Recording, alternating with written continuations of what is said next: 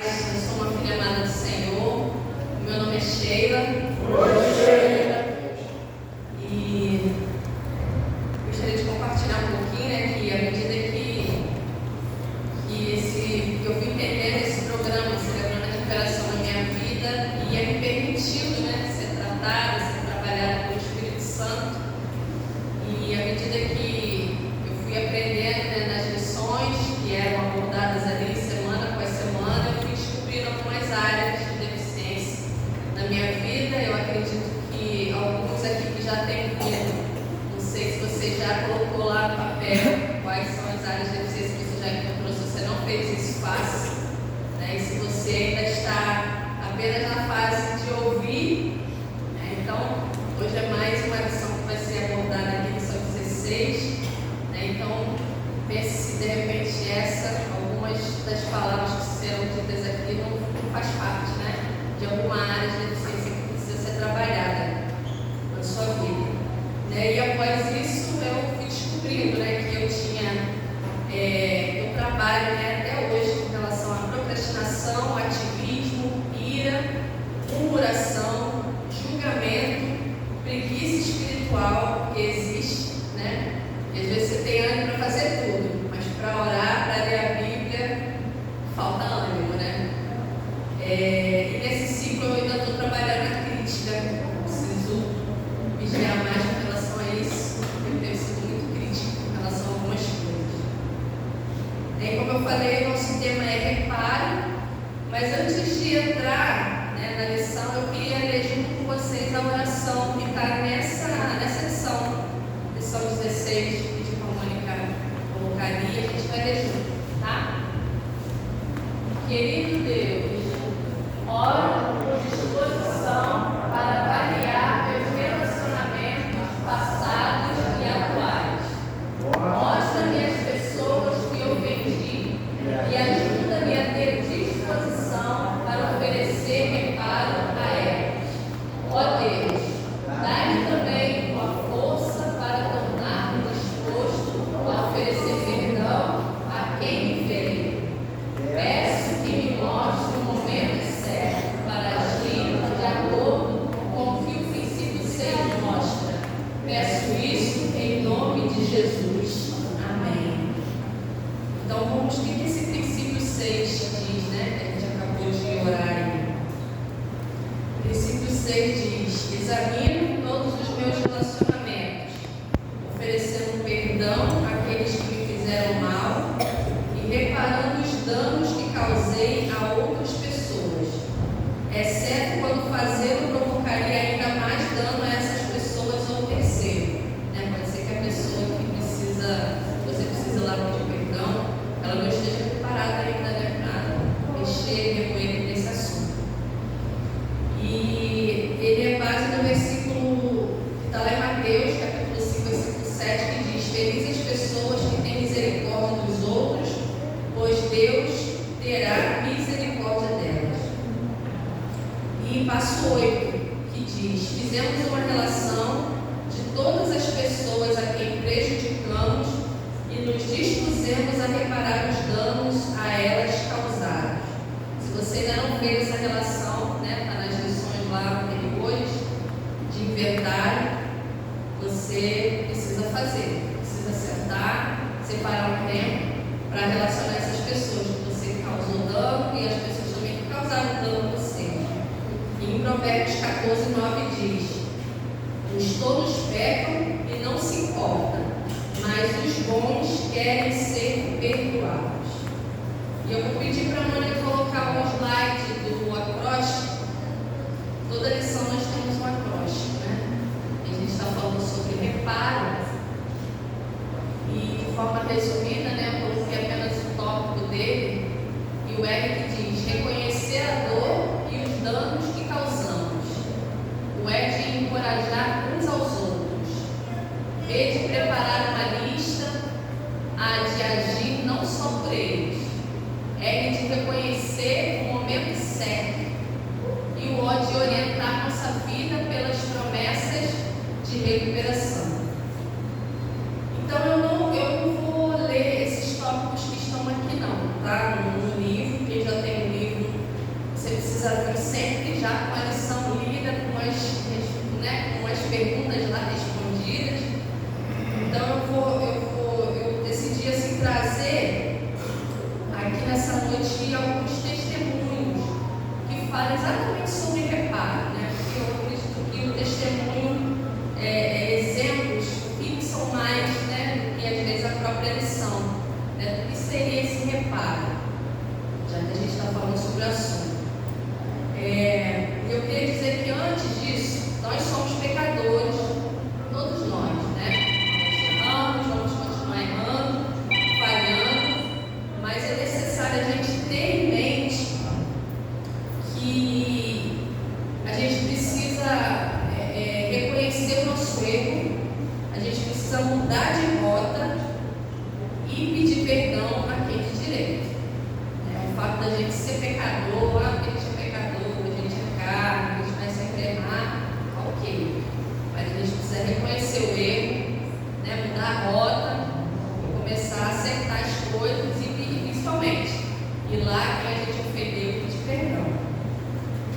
E eu fiquei pensando na própria palavra de Deus, né? Na Bíblia nós temos muitos exemplos de pessoas que repararam as suas ações erradas.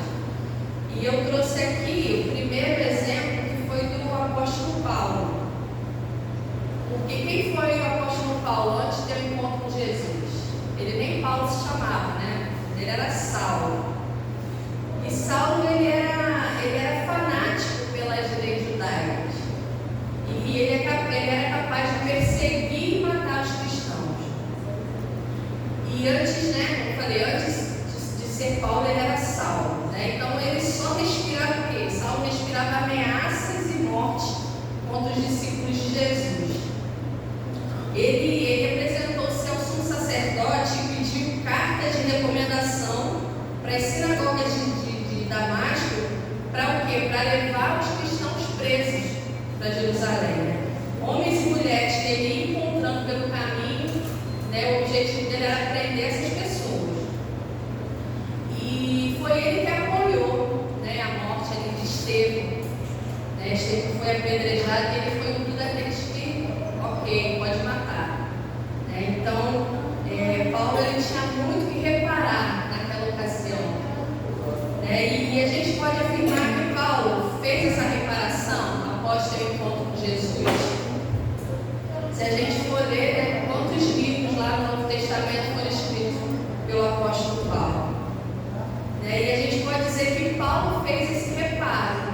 Por quê? Porque na mesma medida que ele saía nas ruas para perseguir os cristãos, após o encontro com Cristo, ele saía nas ruas o quê? Para pregar o Evangelho. O apóstolo Paulo ele poderia ter apenas se arrependido, né, dos seus erros. Ele poderia ter entregado a vida para Jesus e vivido a vida dele normal. Né? Mas ele não, ele entregou a vida para Jesus, ele se arrependeu e ele atendeu o chamado de Cristo. Né? E ele passou aí de cidade em cidade, fazendo o quê? Pregando o Evangelho. O Evangelho de arrependimento. Então isso foi uma atitude de reparo de Paulo. Né? Primeiro ele ia pelo caminho perseguindo o cristão, depois ele ia de cidade em cidade, reparando todos os erros que ele tinha cometido. E a gente pode ver isso lá em Atos 9, nos versículos 20 e 21, que diz assim: Saulo ficou com os discípulos de Damasco durante alguns dias, e logo começou a ir às sinagogas, anunciar as boas novas a respeito de Jesus, afirmando que ele era, na verdade, o Filho de Deus. O versículo 21 diz: E todos quantos o escutavam ficavam pasmos. Não é este o homem que em Jerusalém perseguiu os que invocaram o nome de Jesus? E consta que veio cá para prender e levá-los acorrentados aos principais sacerdotes. Então as pessoas não conseguiam acreditar, né? Que aquele perseguidor implacável, né? Vamos dizer assim, com sangue nos olhos, né? Passou de perseguidor, depois ele passou a ser perseguido. E a gente poderia trazer muitos exemplos, né? Eu trouxe aqui também o exemplo de Jonas, o profeta Jonas. Né? Ele recebeu uma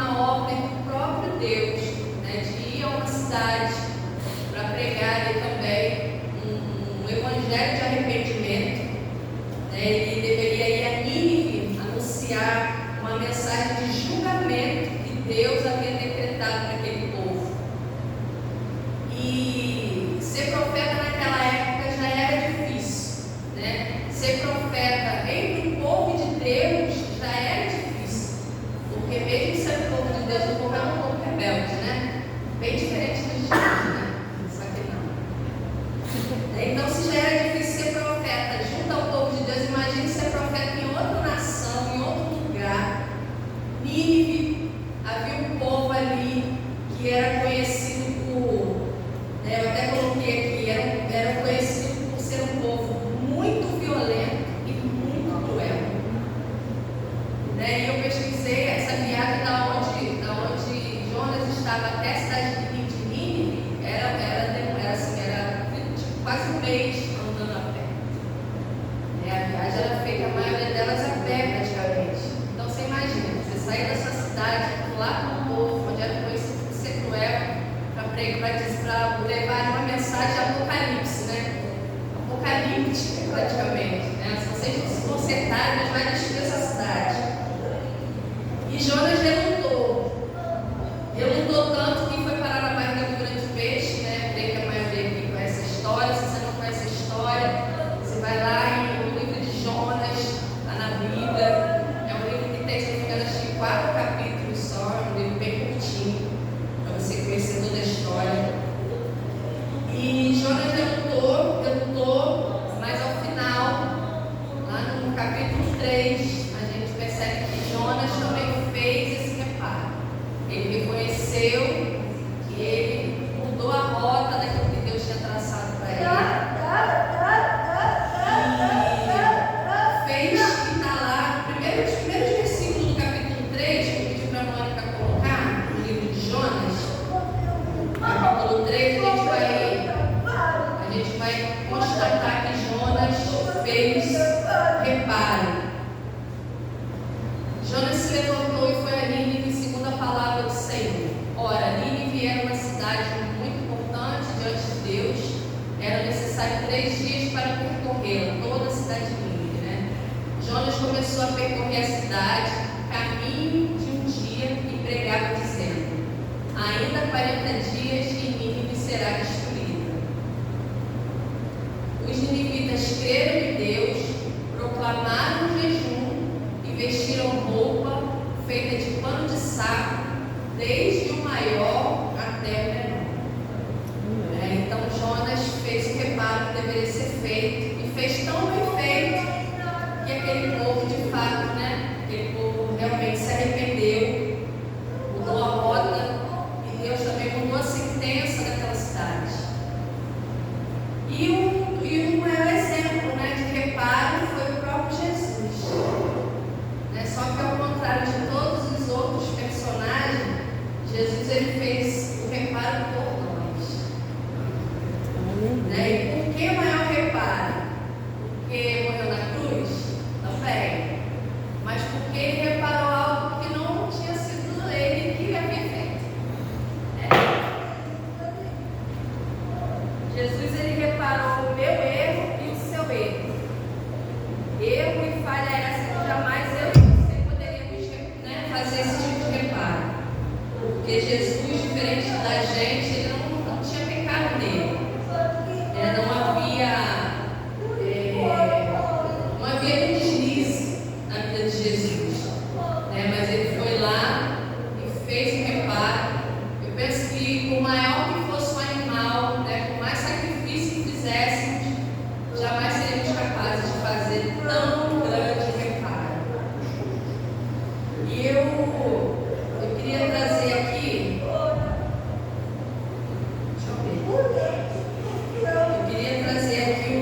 um exemplo, uma história real que eu vi, testemunho no YouTube. A história real de um pastor, que na ocasião era preto. Ele era conhecido por fazer muitas dívidas. E o nome desse pastor era Dinarte. Dinarte. E ele veio de uma família em que ele aprendeu com a mãe e com o padrasto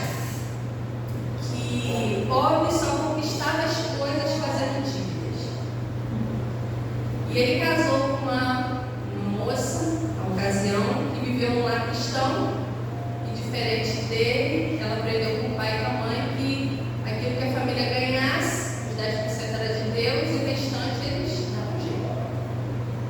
Eu anotei para não esquecer nenhum detalhe dessa história. E essa esposa achava que seria dessa forma, né? Que o casamento dela também seria dessa forma, né? Que esse homem, que esse pastor, iria também administrar as finanças da família dessa forma. Ele tirava 10%, pegar e viver com, né, com o restante.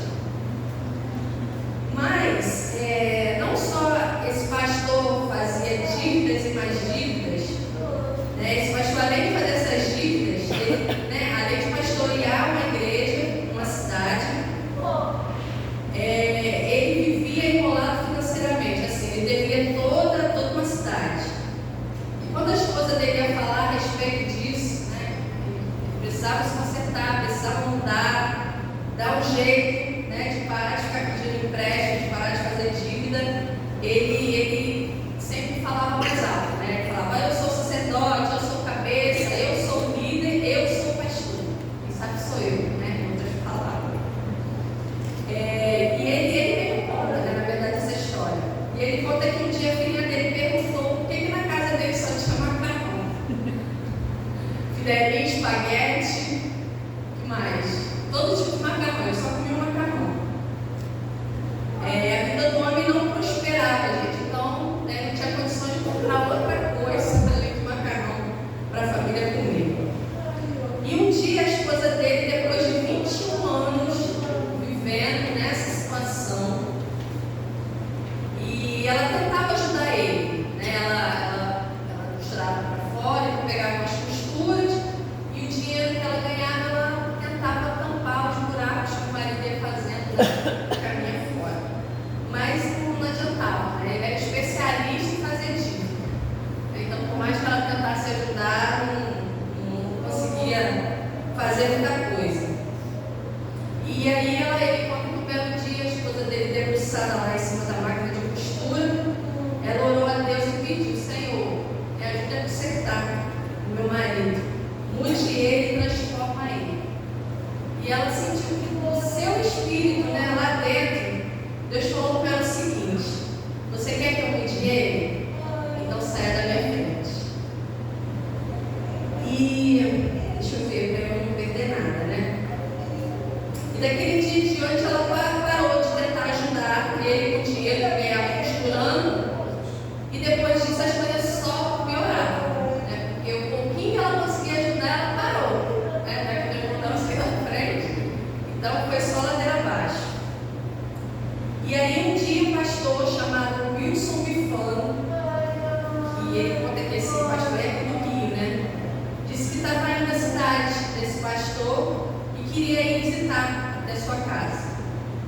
E naquele dia que ele chegou na casa desse pastor, a companhia de energia lá tinha cortado a luz do pastor. E o pastor entrou na casa e estava tudo ali, a luz de velas, e ele ficou muito sem graça, né? E aí o pastor até falou para ele: tá tudo certo, está aqui a luz de vela, está até romântico. E ele assim, não gostou nem da piada, o pastor foi embora, e ele depois foi para o quarto dele orar a Deus, porque a esposa dele até falou, né? Não, a gente não está sem luz porque a gente não pagou, né? A companhia de luz cortou, por falta mesmo de pagamento. Naquele dia ele se ajoelhou a Deus pedindo perdão, né? Esse pastor pediu perdão a Deus porque ele havia pecado contra Deus, contra a igreja e contra a família, né? E ele dizia ao Senhor que ele queria mudar. E naquela mesma semana ele ficou sabendo de um curso chamado Crown. Eu até entrei na internet e de verdade existe esse curso. É um curso de educação financeira. E esse curso ia acontecer lá em São Paulo, em outra cidade. E ele foi com a esposa dele, né, fazer esse curso com mais 2 casais de diáconos lá da igreja dele. E no primeiro dia de curso, ele diz que a primeira ministração de cara já dizia, né, que para que houvesse um equilíbrio financeiro, né, dentro da família, era necessário que primeiro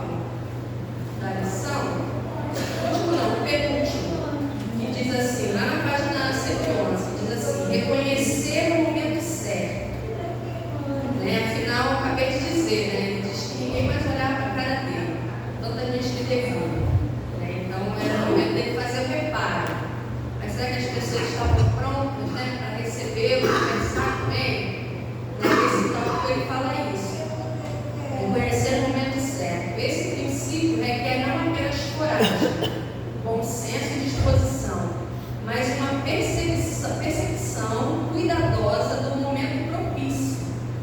Nesse ponto é fundamental orar a Jesus pedindo orientação e discernimento. Então, até dependendo do que causamos na outra pessoa, a gente não pode sair assim, com a cara e com a coragem, porque você não percebeu. Não, a pessoa lá do outro lado, a outra ponta, ela não chegou de repente no seu nível ainda. Ela de repente não está preparada para te receber, para mexer nesse assunto. E eu acho muito importante essa lição falar a respeito disso. Então a gente ora primeiro e o Senhor vai dar estratégia. Já contei aqui um testemunho, esse tempo de 29, mas nem vou contar esse testemunho agora, numa ocasião. Que eu tive que fazer um reparo, uma vizinha lá que na ocasião eu joguei pedra no telhado dela. Quem lembra dessa história que estava aqui? Fazer esse reparo para mim foi bem difícil, bem longo, né? E eu tive que orar a Deus para pedir estratégia no momento certo, que Deus me deu, no momento certo, de palavras certas, sabe? Deus preparou ali de forma que eu não pude mais fugir, né? E assim é com a gente também, assim vai ser com você, a pessoa que você precisa pedir reparo, né? Se ela não está pronta, ora a Deus, o Senhor vai preparar ali no momento certo, vai preparar o coração da pessoa, né? Para entrar naquele assunto e ela liberar aquilo de você. E voltando aqui para finalizar a nossa história, aí por orientação de Deus, aqueles dois casais de diáconos que tinham ido com ele lá fazer esse curso, tomou à frente e foi atrás desses credores lá, pastor, para negociar a dívida, né? E no primeiro encontro assim, eles estavam muito furiosos, né? Mas como não era o pastor ali, né, pedindo, eram outras pessoas que interviram por ele, então as pessoas tiveram, vamos dizer assim, mais misericórdia, né? E aí, enfim, né, eles não conseguiram negociar, alguns deram desconto, né, outros parcelaram, né? E para finalizar, ele conta que no culto da virada do ano de 2000, ele apresentou essa lista de credores para a igreja. E aquele mês, né, mês de dezembro de 2000, era a última parcela que ele havia pago, né, para a última pessoa que ele ainda devia, e que a partir daquele momento ele não estava devendo mais nada, e muito pelo contrário, ele estava começando a fazer as economias dele, começando a poupar. E glória a Deus por isso, né, e eu penso que esse caso, quando eu ouvi esse testemunho, eu falei, esse é um caso de reparo. Porque não basta você, ele poderia ir lá e te perdoar, me perdoa, eu não tenho como pagar, né? A pessoa, por mais misericórdia que tivesse, poderia perdoar, mas e aí? E o reparo? E o dano que ele causou nessas pessoas, né? O fato de não ter pago dinheiro, o que essas pessoas tiveram que fazer, né, para tampar aquele buraco que esse pastor deixou. E lendo agora o último tópico, né, para a gente encerrar da nossa lição, ele diz o seguinte: orientar nossa vida pelas promessas de recuperação. Ao completarmos esse princípio, descobriremos o dom divino de nos libertar verdadeiramente do nosso passado e começaremos a encontrar a paz e a serenidade que há muito tempo temos buscado. Toda vez que fazemos reparo, a paz no nosso coração. Então estaremos prontos para abraçar o propósito de Deus para a nossa vida. E Deus promete, lá em Joel 2:25, versículo muito lindo, diz assim: devolverei tudo o que vocês perderam quando eu mandei as enormes nuvens de gafanhoto. Amém? Amém? E antes de finalizar, eu queria que o Mãe colocasse, não sei se é o último, queria ler com vocês pense nisso, né, um recado, e eu acho muito importante. Diz assim, realmente é humano, errar é humano, né? Mas também é humana a capacidade de reconhecer erro e, acima de tudo, mudar de rumo, corrigindo o sentido e a direção